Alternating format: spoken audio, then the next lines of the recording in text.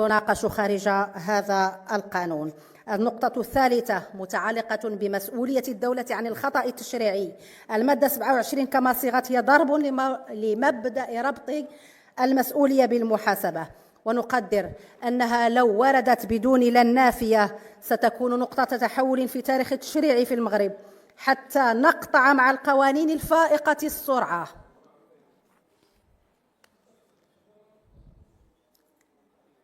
والقوانين غير الناضجة والقوانين على المقاس. نعم،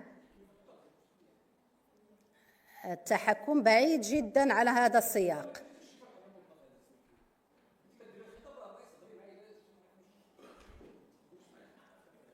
ما الفعل الذي أزعجكم السيد الوزير؟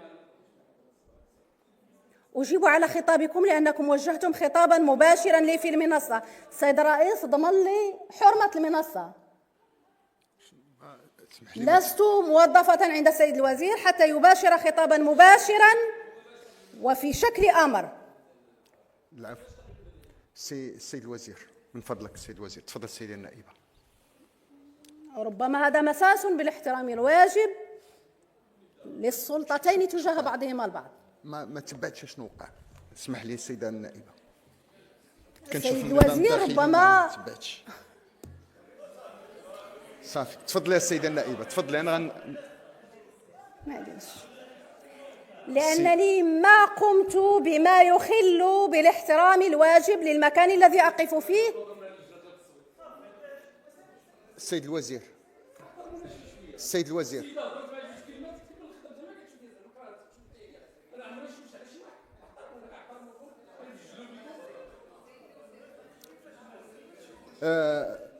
معذرة للجميع.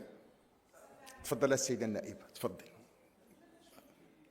تفضل السيدة النائبة. ربما السيد الرئيس حددوا لنا معايير كيف ننظر لبعضنا البعض.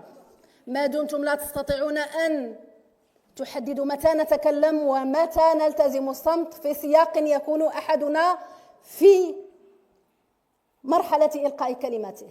تفضل. إذا كانوا عندنا موانع النظر فالأحرى أن موانع الكلام تكون أكثر وضوحا ومعاييرها تكون أكثر شفافية. تفضل السيدة النائبة. ردوا لي شوية التوقيت السيد الرئيس. أنا عندي التقدير. أنا تفضل.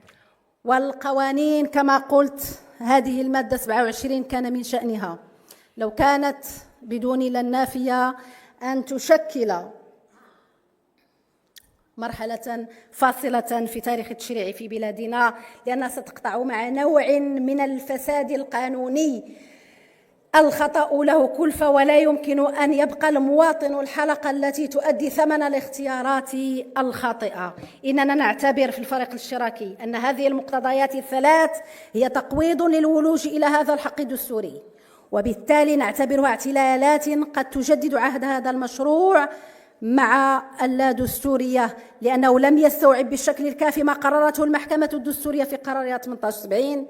لم يستوعب الحاجة لتعزيز الثقة في المنظومة القانونية وتحسينها، خاصة مع تمديد أجل الدخول حيز النفاذ ل5 سنين أخرى. لم يستوعب أن مغرب اليوم قادر على استقبال هذا القانون وعلى تبديد الهواجس المحيطة به متى تمت محاصرتها حيث يجب وبالطرق التي يجب. لذلك سنكون من المصوتين ضد هذا المشروع، والسلام عليكم. شكرا السيدة النائبة محترمة. كلمة الفريق الحركي الأستاذة